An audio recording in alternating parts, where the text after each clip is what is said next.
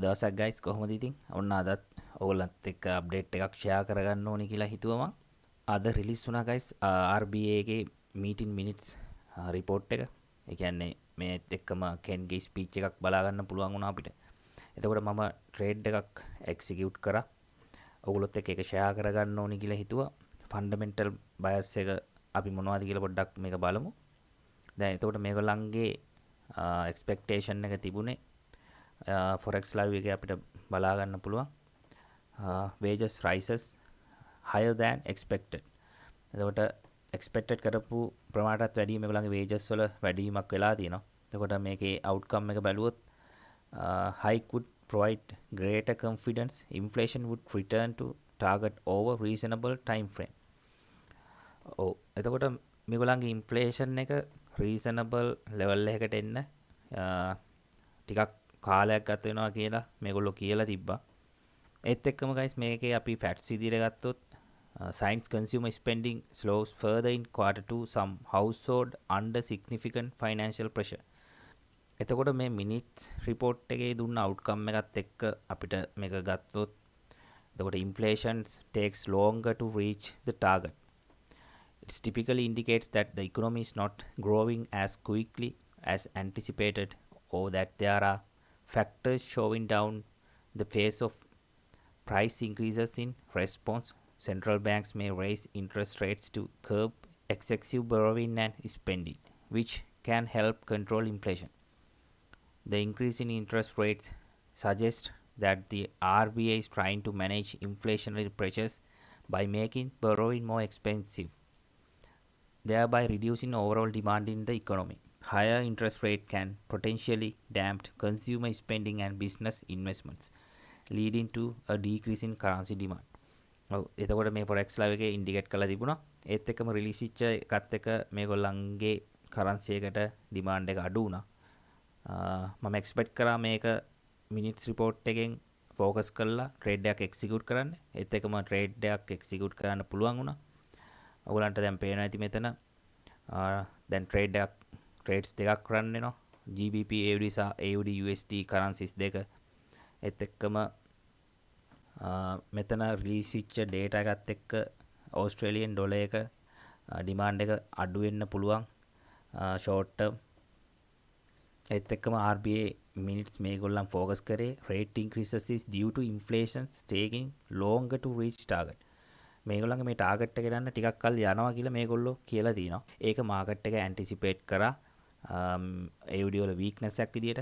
ඒත් එක්කම ට්‍රේඩ් එක එක්සිකියුට් කරගන්න ඒක ලොකු රීසන් එකක් වුණා. එතකොට දැන් ඕවරෝල් බයස් එක ගත්තොත් දැනට AUD එක වීක්නස් වීමක් තමයි බලා ගන්න පුළුවන්. ඔයගලන්ට පේනවා මෙතන දැන් ප්‍රයිස් එක ට්‍රේඩ් වෙනවා.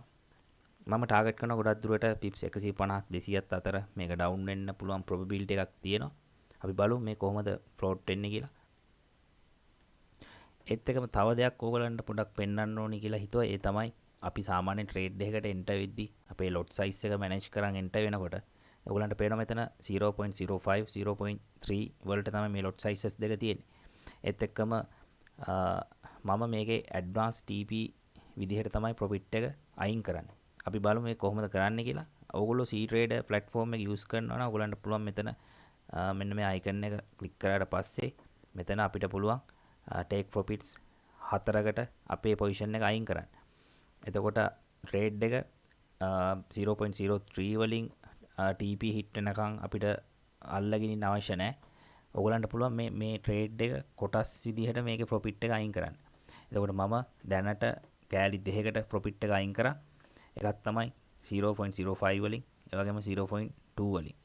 එතකොට දැන් මේ ට්‍රේඩ්ස් ඉතුරු දෙක රන් වෙනවා සේෆ්. එතකොට අනිත් TP එක පිප්ස් 104 රීච් වුණාම හිට් වෙනවා. එතකොට එතනින් ඩොලර්ස් 7ක ප්‍රොෆිට් එකක් එනවා. එතකොට අපේ මාජින් කැපැසිටි එකත් වැඩි වෙනකොට අපිට මේ ට්‍රේඩ් එක හෝල්ඩ් කරන් ඉන්න පුළුවන් ප්‍රොබිලිටි එක වැඩි. එතකොට ඔයගලන්ට පුළුවන් ට්‍රේඩ් එක බ්‍රේක් ඉවන් ස්ටොප් ලොස් එක බ්‍රේක් ඉවන් පොයින්ට් එකට ගෙනහල්ලා මේ ට්‍රේඩ් එක එක්සිකියුට් වෙනකන් බලාගෙන ඉන්න. එතකොට ට්‍රේඩ් එක ගොඩක්ම සේෆ්. නැත්තම් සමහර අය ගොඩක් වෙලාට කරන්නේ මේ ලොට් සයිස් එක 0.05 වලින් එන්ටර් වෙලා TP හිට් වෙනකම්ම මේක හෝල් කරන් ඉන්නවා. එතකොට සමහරලාට මේක TP එක හිට් කරන්නේ නැතුව ප්‍රොෆිට් එක රිවර්ස් වෙන්න පුළුවන්. එතකොට අපිට මෙච්චර වෙලා ඒ ආපු ප්‍රොෆිට් එක රිවර්ස් වෙනවා. එතකොට එහෙම අවශ්‍ය නැහැ. එතකොට ඔයගලන්ට පුළුවන් පාෂලි මේක ස්ටෙප් බයි ස්ටෙප් අයින් කරන්න. ඒත් එක්කම අනිත් මම තව උදාහරණයක් පෙන්නනවා. මේ AUD USD එක ගත්තොත් මේ C trader platform එකේ පුළුවන් දැන් ඔයගලන්ට පේනවා මෙතන මම කොටස් දෙකකට TP එක තියලා තිනවා. එතකොට මෙතන 0.02 ලොට් එක අයින් වෙනවා ඩොලර්ස් 6ක ප්‍රොෆිට් එකෙන්.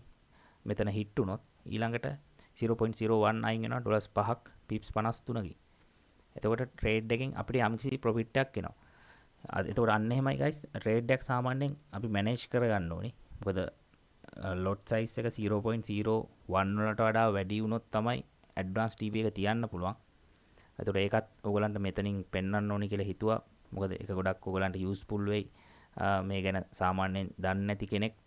එතකොට guys තවත් මේක වැදගත්ම දෙයක් තමයි හිතන්න දැන් අපි මේක රිවර්ස් වුණත් එතකොට අපි ඇඩ්වාන්ස් TP තියලා ඒ TPs වලින් ප්‍රොෆිට් එක ගත්තට පස්සේ අපිට පුළුවන් ආපහු සැරයක් මේකේ පුල් බෑක් එකකින් මාකට් එකට එන්න වෙන්න. එතකොට දැන් ට්‍රේඩ් එක සම්පූර්ණ ඇඩ්වාන්ස් TP තියන්නේ නැතුව කවුරු හරි එක්කෙනෙක් බලාගෙන ඉඳලා මේක හිටුන්නේ නැත්නම් එතකොට ඒ කෙනාට ලොකු පාඩුයි. එතකොට අපිට පුළුවන් ප්‍රොෆිට් එක දෙපාරක් ගන්න. ඒක අපි හරියටම කරන්න ඕනි ෆන්ඩමෙන්ටලි ඩිරෙක්ෂන් එක හරියටම ෂුවර් නම් විතරයි. එතකොට ඔයගලන්ට පැහැදිලි ඇති මේ ඇඩ්වාන්ස් TP මූඩ් එක ගොඩක්ම ඉම්පෝර්ටන්ට් අපිට ට්‍රේඩින් කරද්දී අපේ ලොට් සයිස් එක මැනේජ් කරගන්න. එතකොට අපිට පුළුවන් මේ ප්‍රොෆිට් එක පාෂලි ගන්න. එතකොට මේ දේ මම හිතනවා ඔයගලන්ට වැදගත් වෙයි කියලා මේකට අලුතෙන්ම මේ ගැන දන්නේ නැති කෙනෙක්ට ඒත් එක මේක C trade එකේ ලේසි ගොඩක් වෙලාට කරන්න.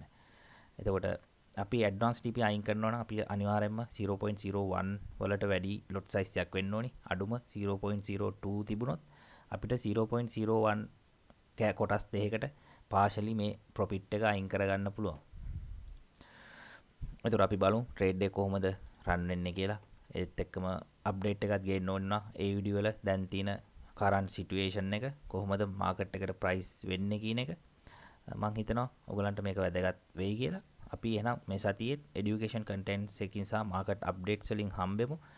ඔයගලන්ට ගොඩක්ම වැදගත් කන්ටෙන්ට් එකක් කතා කරන්න බලාපොරොත්තු වෙනවා. ඒ තමයි මාකට් එකේ ලික්විඩිටි කොහොමද අයිඩෙන්ටිෆයි කරගන්නේ කියන එක. මොකද ඒක ගොඩක්ම ඉම්පෝර්ටන්ට් ෆැක්ට් එකක් වෙනවා ට්‍රේඩ් එක්සිකියුට් කරද්දී මේ ලික්විඩිටි ෆ්ලෝ වෙන විදිහ අපි හරියටම ට්‍රැක් කරන්න පුළුවන් වුණොත් අපිට මේගොල්ලන්ගේ මේ තියෙන මැනිපුලේෂන්ස් ටිකක් අඩු කරගන්න අපිට ලොකු රීසන් එකක් වෙනවා. ඒ හින්දා අපි මේ සතිය ගැන කතා කරමු guys. හරි මං හිතනවා මේ මේක ඔයගලන්ට ගොඩක් වැදගත් වෙන්නේ නැති කියලා. අපි එහෙනම් ආයි වීඩියෝ එකකින් හම්බෙමු. ඕගොල්ලන්ට good luck.